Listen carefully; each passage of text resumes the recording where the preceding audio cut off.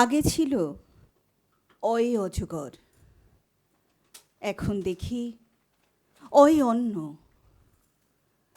আয়ে আম খোঁজে না কেউ, আশ্রয় চাই সবার জন্য। ইয়ে ইঁদুর গর্তে ঢোকা, ইঁট পাটকেল ছুঁড়ছে লোক।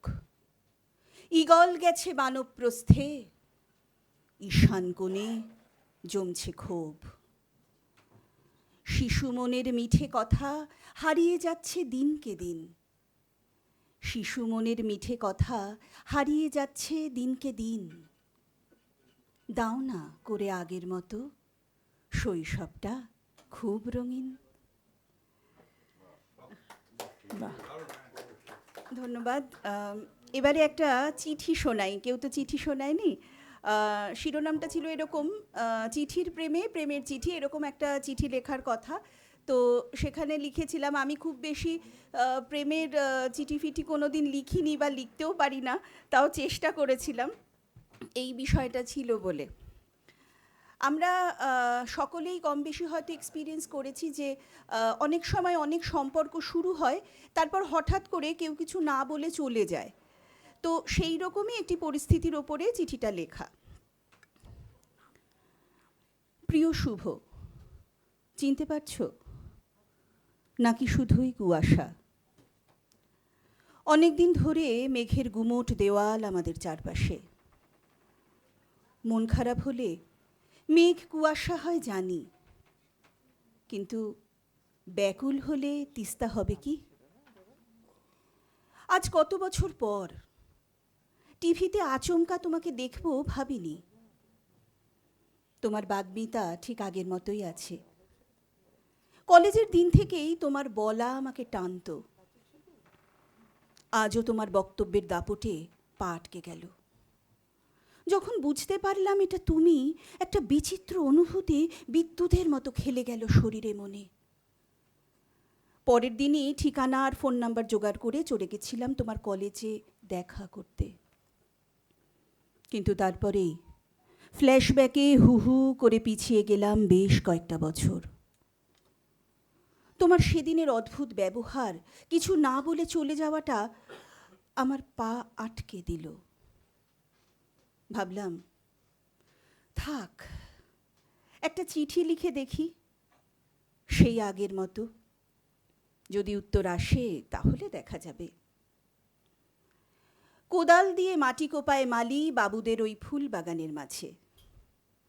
মনে আছে ফেস্টের রিহার্সালে কবিতা শুনে আমার সাথে তুমি আলাপ করতে এসেছিলে? আজও তোমার কলেজে ঢুকে দেখি মালি সেই ফুল গাছই লাগাচ্ছে, কোদাল দিয়ে মাটি কোপাচ্ছে। হুশ করে মনে পড়ে গেল সব। মনে আছে আমাদের জুটিকে তোমাদের বাংলা ডিপার্টমেন্টের সবাই পেয়ালা পিরিচের জুটি বলতো? ক্যান্টিনে অফ পিরিয়ডের হাজারো আগডুম বাগডুম কথা যখন প্রথমে তর্ক পরে ঝগড়ার রূপ নিত, তখনও লোকে বলতো যতই ঠুংঠাং আওয়াজ হোক না কেন, এই পেয়ালা পিরিচকে আলাদা করা প্রায় অসম্ভব। তাহলে কি হলো শুভ? কেন চলে গেলে?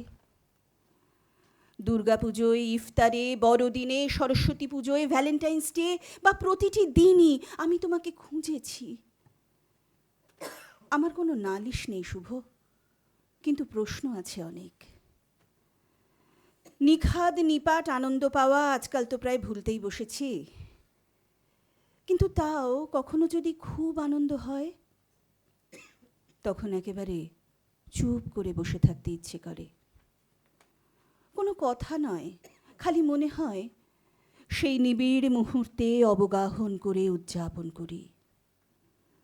আজ তোমাকে দেখা স্তক সেই রকমই একটা সুরেলা আবেশ বলয়ের মতো আমার চারপাশে ঘুরছে। থেকে থেকে মুচকি হাসছি, আবার কখনো একটা অস্ফুট কান্না দলা পাকিয়ে গলার কাছে উঠছে। আজও কেমন হয়, কেন এমন হয় বলবে আমাকে? জানি না এই চিঠি পড়তে পড়তে সত্যি তুমি কি ভাবছো, কিন্তু আমি তো শুনতে চাই। আজও সেই পেয়ালা পিরিচের টুংটাং, সেই মেঘের পাড়ের অনেক না বলা কথা।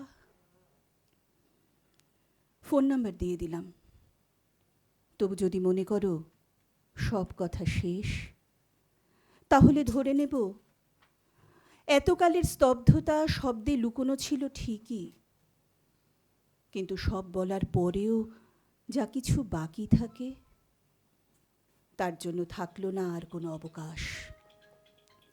নিজের সীমানাকে ভেঙে চুড়ে তছনছ করে আবার এগোবো পাথুরে নিরুদ্দেশে। তবুও হয়তো শোনা যাবে একটি স্বর, ভালোবাসি ভালোবাসি নিরন্তর। তোমার সুলেখা। নমস্কার। ধন্যবাদ দা, ধন্যবাদ।